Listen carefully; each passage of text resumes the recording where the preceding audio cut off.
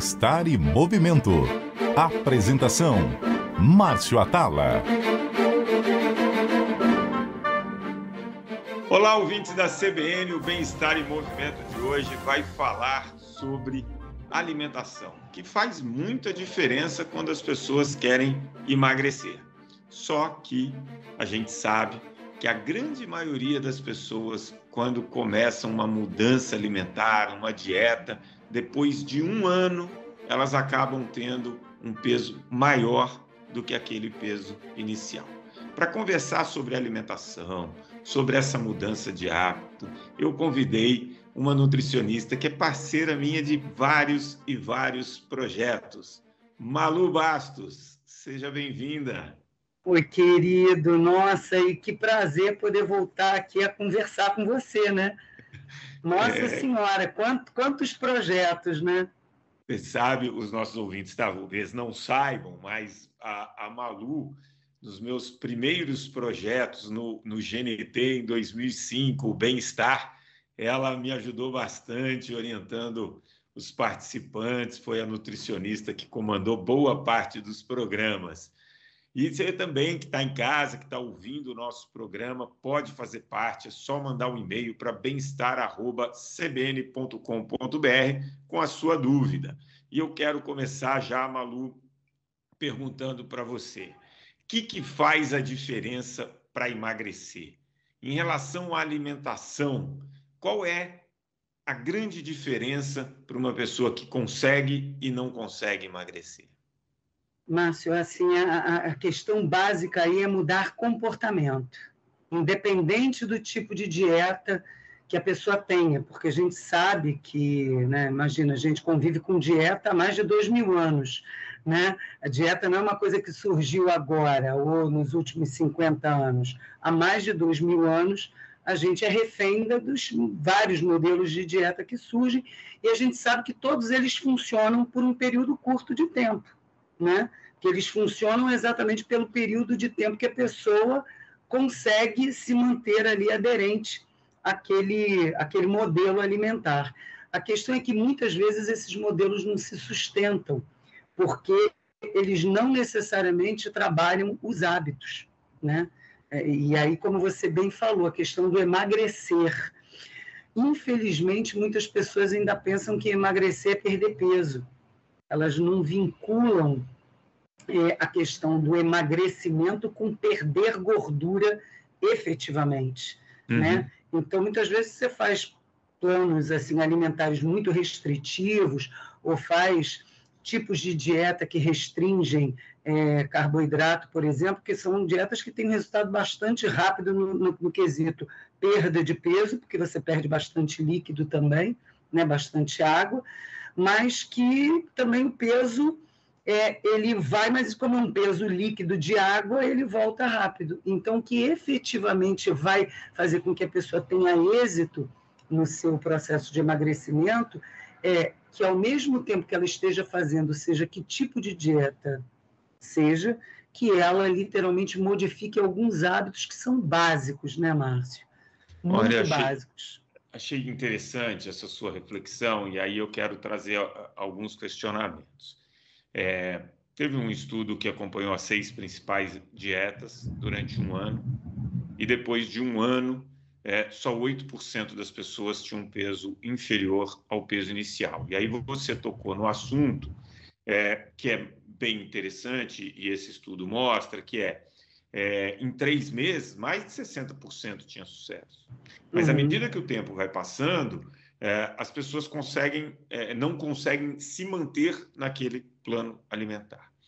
E aí, quando a gente vê essas principais dietas, Malu, me corrija se eu estiver errado, além de trazer alguma restrição importante, às vezes, de algum nutriente, elas acabam elegendo alguns alimentos como vilões, alguns alimentos salvadores da pátria, como salvadores.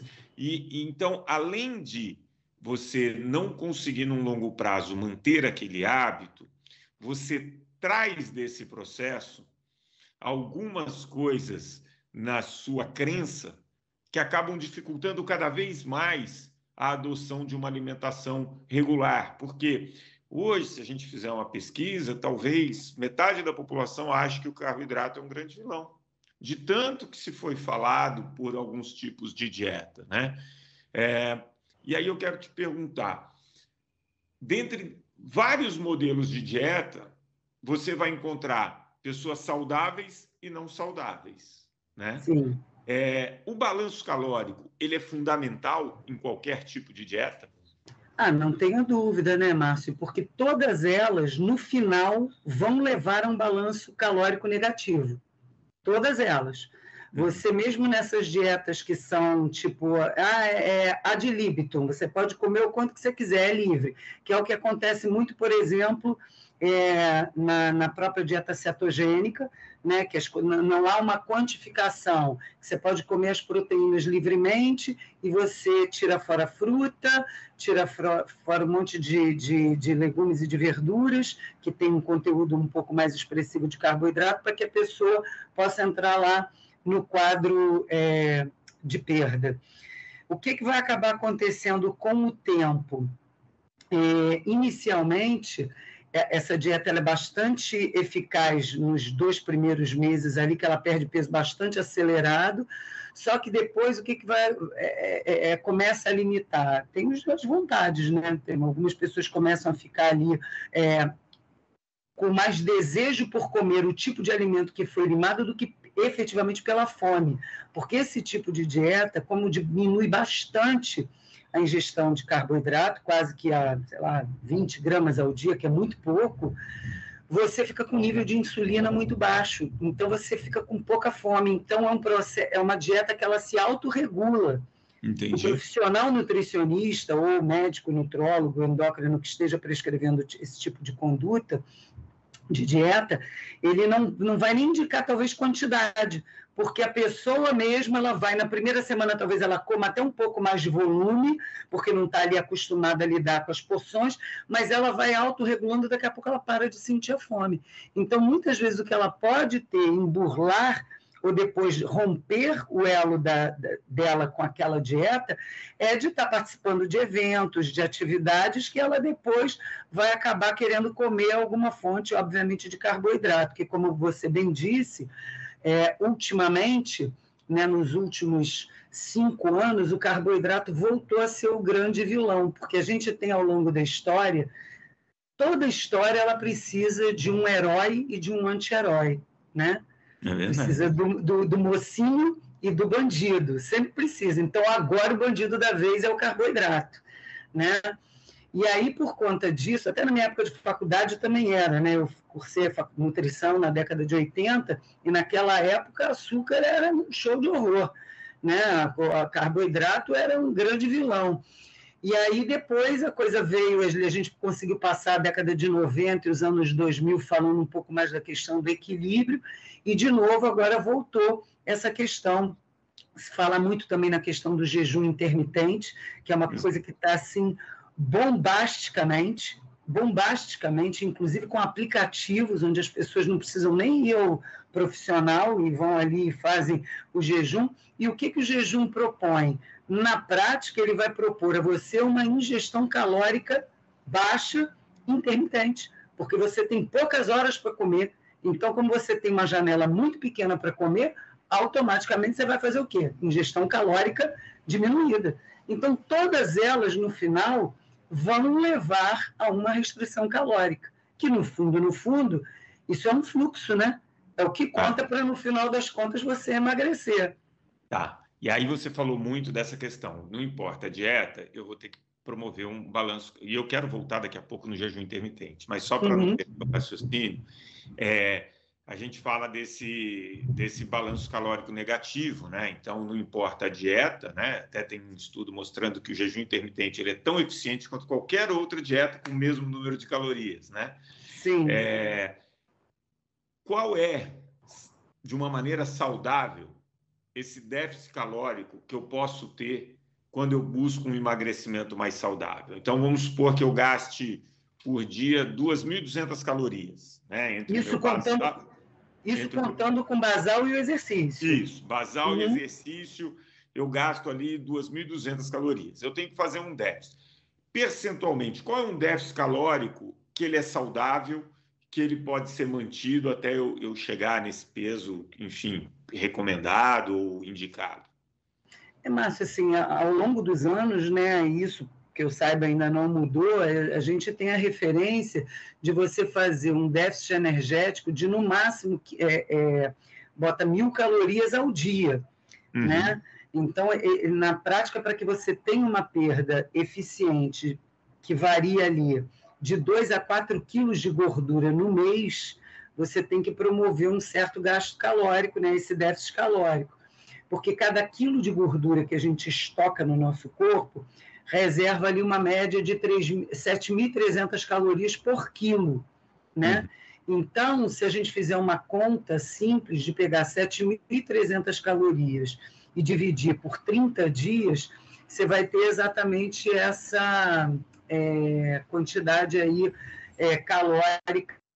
Vamos até fazer a conta aqui para não ficar divulgando números errados, né? Porque essa conta de cabeça, eu confesso que já faz tempo que eu não faço. Tem quase 300 calorias por dia. Isso, 7.000 dividido por 30 dias dão 243 calorias aproximadamente. Isso daqui, dia, tá? Para que em 30 dias você perca 1 quilo de gordura.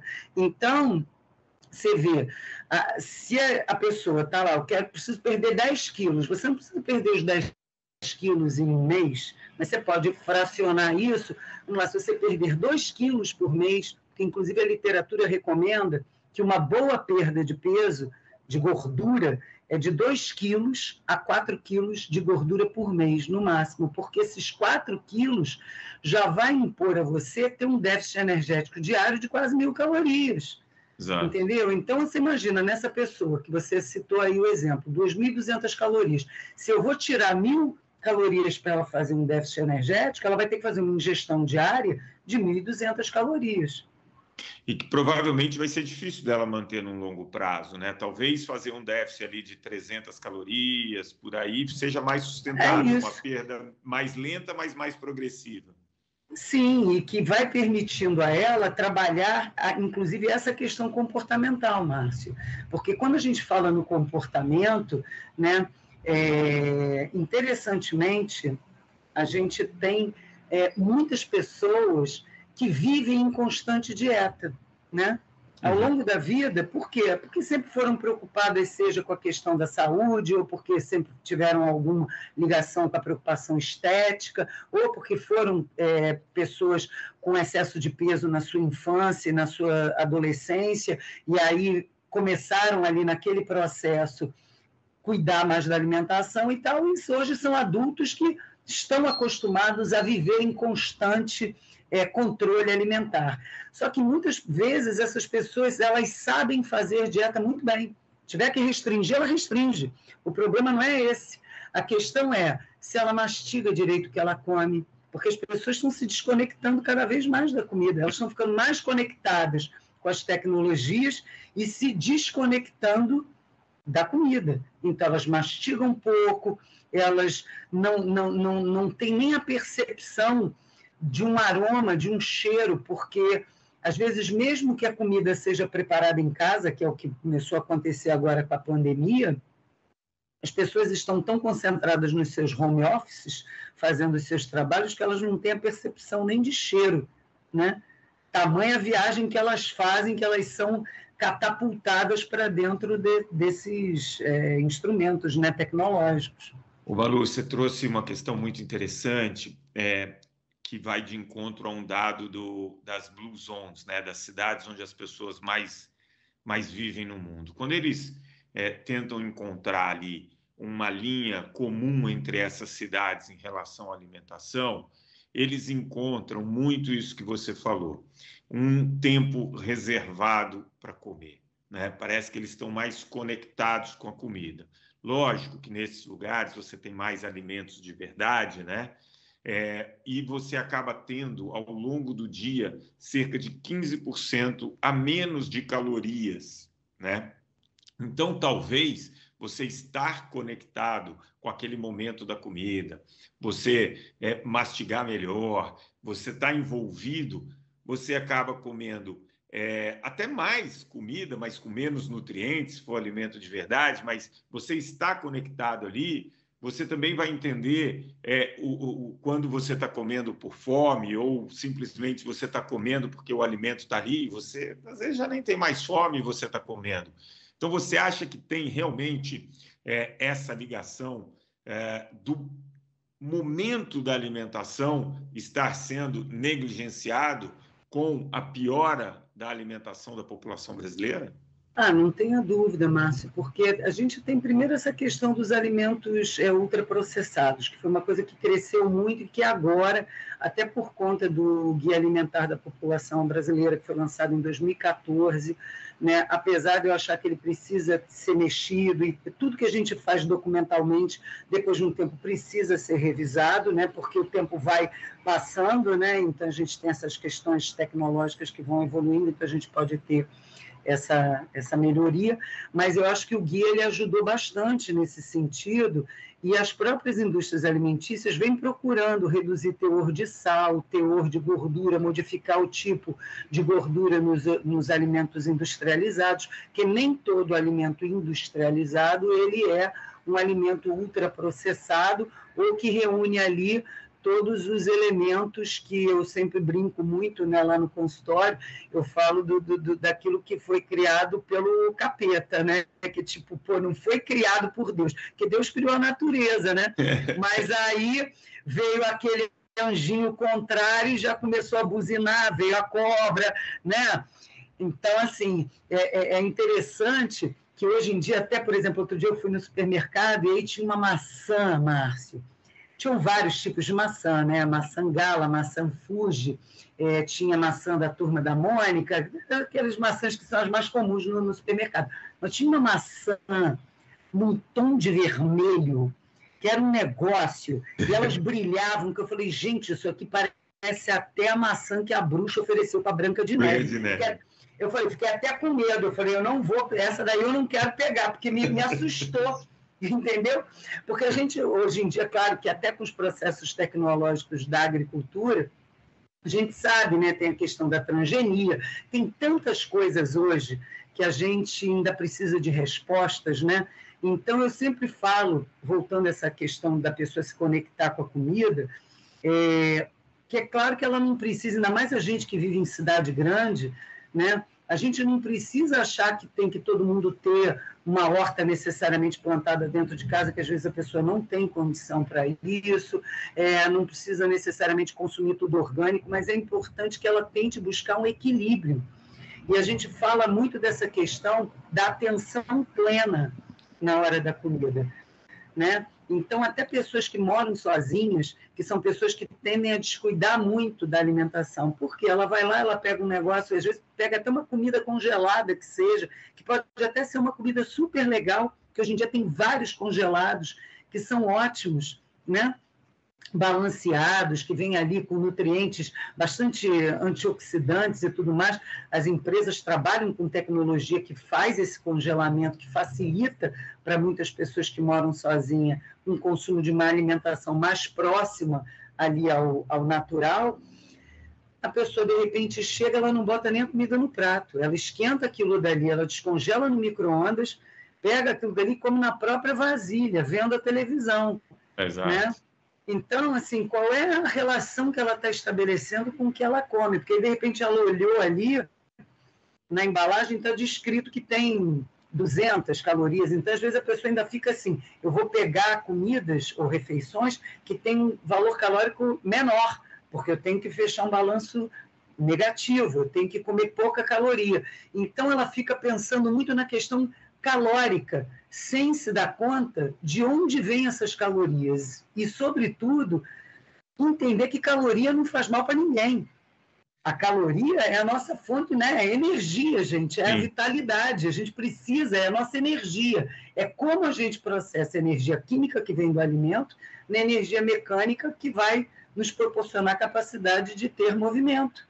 Então, a caloria não é arqui-inimigo de ninguém. O problema é quando você consome calorias em excesso, e não importa de onde elas venham, se vem da proteína, da gordura, do carboidrato, se consumir calorias em excesso, aí sim você vai passar a ser um acumulador de calorias, e é isso que leva você a engordar. Então, a questão é a seguinte, acumulou a gordura, você precisa tirar, você não consumiu, você não acumulou gordura num único dia. Claro.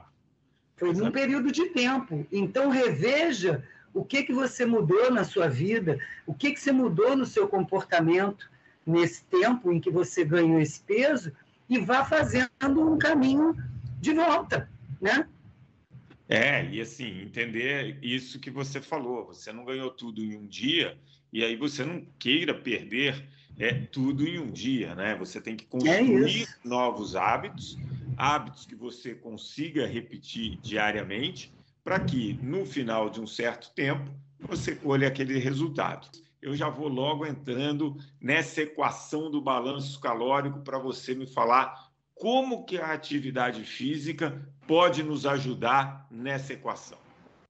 Eu sempre até coloco muito isso, Márcio, quando a pessoa chega lá no consultório e é uma pessoa sedentária e tem um peso, até não precisa ser muito, não, tem ali 10 quilos para perder, eu sempre coloco muito isso para ela, faça exercício, movimente-se, porque não se movimentar já é um caminho fácil de você acumular qualquer coisa que você consuma, o mínimo excesso que você consuma, né? Sem contar que você vai tornando o seu organismo cada vez mais preguiçoso e econômico, né? E aí, o fazer exercício é super importante para que a conta desse processo não fique toda em cima da comida, né?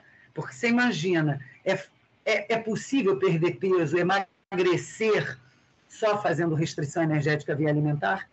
Mas a qualidade desse emagrecimento é boa? Não. Primeiro porque você coloca em risco, inclusive, a preservação da sua massa muscular, que é o maior patrimônio. 2 patrimônios que nós temos, nossa massa óssea e a nossa massa muscular. Se você quer ser uma pessoa, né, que eu sempre digo assim, a gente não é velho, né? Ninguém fica velho. Experiente. Mas é isso.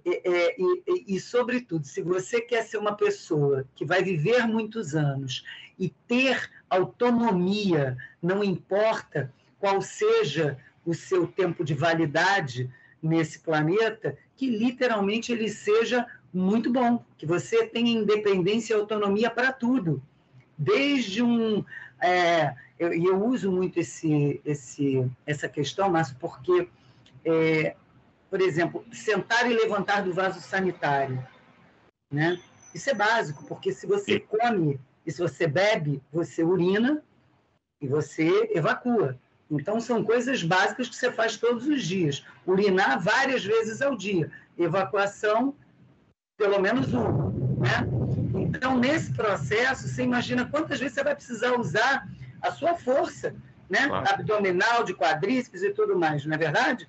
Então, eu sempre coloco assim, isso é básico, gente, é que enquanto a gente tem 30 anos, tem 40 anos, ninguém pensa nisso. Você só vai começar a pensar quando chega lá na frente, só que aí quando chegou lá na frente, às vezes o negócio já está ruim, né?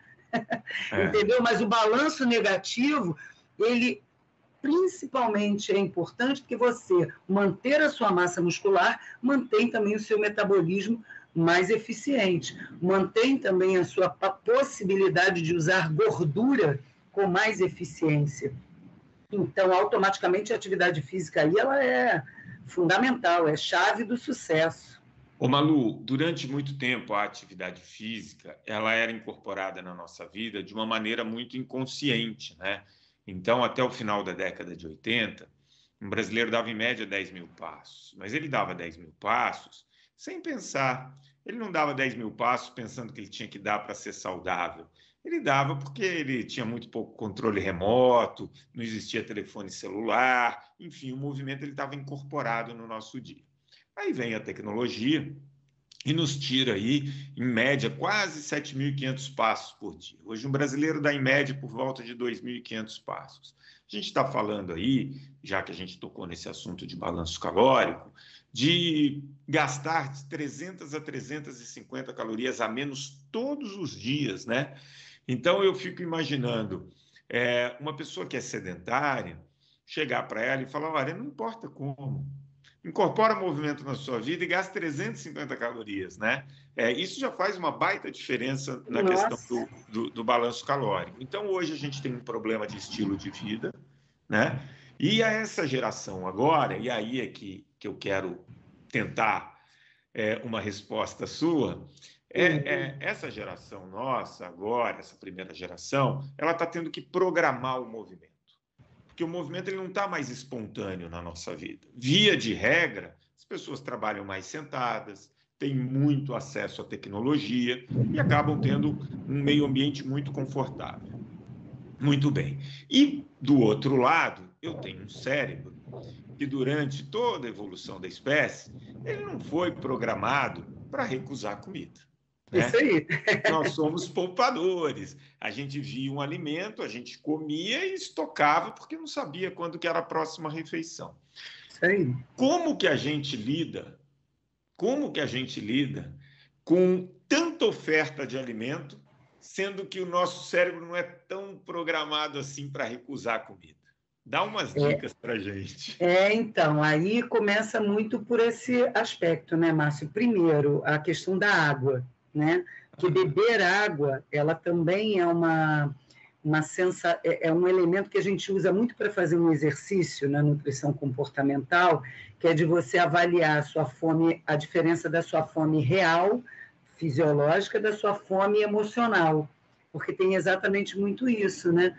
A pessoa, se ela está com a fome emocional, porque de repente ela viu ali, ela fica com um desejo, começa a pensar em alguma coisa. Eu quero comer aquele chocolatinho de tarde. Mas ela não está nem com fome, né? Mas ela está pensando que, nossa, está chovendo, então hoje pede um chocolate, né? Porque a cabeça dela já está programada para aquilo, né? Então, o que ela pode fazer antes de qualquer coisa? Beber um copão logo de 400 mililitros de água. Bebe aquele copo de uma vez e espera 15 minutos. Aí ela pode fazer um reloginho, bota no papel uma escala de 0 a 10. Aí ela, antes de tomar água, ela bota assim, 0 eu não estou com fome nenhuma e 10 eu estou morrendo de fome preciso. Tá? Aí ela vai pegar e vai preencher esse reloginho, essa escala, antes de beber a água. Aí provavelmente ela vai responder que ela precisa muito, né? Aí ela vai beber a água e vai esperar 15 minutinhos. Bebe esse copão de 400, 500 mililitros de água. E aí ela vai lá e preenche de novo. A escala, a mesma escala, ela vai se dar uma nota de 0 a 10. Se ela estiver com fome real, ela vai ver que vai ter diminuído talvez pouco, mas vai haver uma redução desse relógio, mas ela não é tão grande quanto ela imaginava que fosse.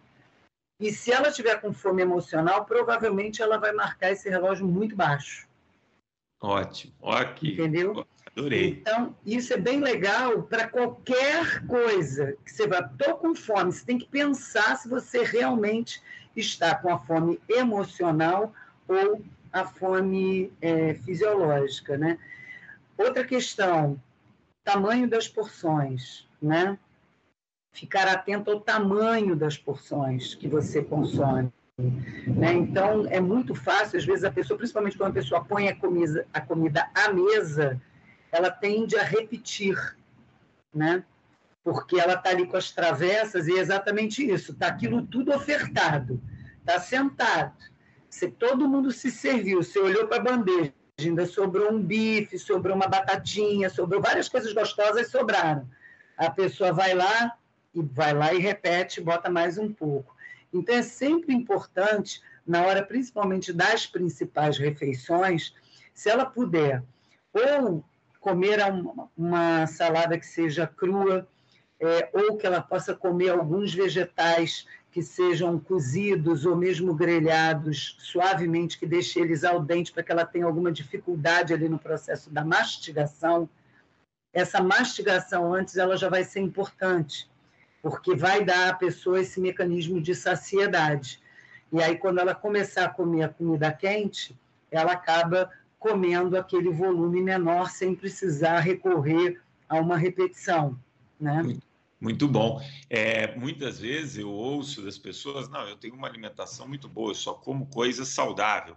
Mas uma variável importante é a quantidade. E aí, quando você toca no tamanho das porções, a gente percebe que há 20, 30 anos, você ia num restaurante, o tamanho do prato era menor, né? Nesse self-service. Hoje o prato é enorme, a pipoca do cinema era pequena, hoje é enorme. Então, a gente tem um olhar para o tamanho da porção, é muito interessante. E eu queria voltar no assunto do jejum intermitente, porque hoje as dietas, elas vêm com uma historinha bonita por trás para dizer, olha, não é o emagrecimento, é saúde. A gente, né?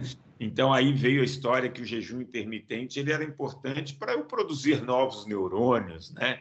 E aí novas mitocôndrias, agora o negócio é biogênese mitocondrial. Exatamente. E aí, quando você vai ver os estudos, você não tem esse poder nessa dieta. Mas como ela veio com uma história bonita, as pessoas usam desse artifício para meio que dar uma mascarada naquele objetivo principal dela, que é o emagrecimento. O jejum intermitente, como você falou, está muito na moda. Né? É indicado para alguém? Quais os principais perigos de quem busca uma manobra como essa sem uma orientação profissional?